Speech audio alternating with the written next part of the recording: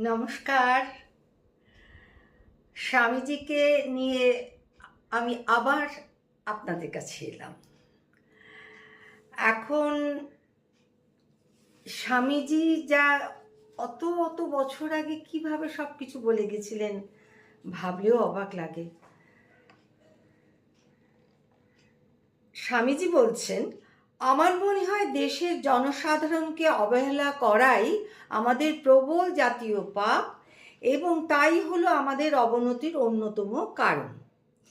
যতদিন না ভারতের সর্বসাধারণ ভালোভাবে শিক্ষিত হচ্ছে, ভালোভাবে খেতে পাচ্ছে, অভিজাত লোকেরা যতদিন না তাদের ভালোভাবে যত্ন নিচ্ছে, ততদিন যতই রাজনৈতিক আন্দোলন করা হোক না কেন কিছুতেই কিছু হবে না।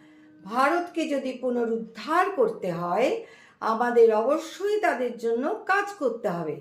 আমাদের মিশন হচ্ছে অনাথ, দরিদ্র, মূর্খ, চাষাভুষোর জন্য, আগে তাদের জন্য করে যদি সময় থাকে তো ভদ্রলোকের জন্য। স্বামীজি, নেতাজি এরা আমাদের আদর্শ।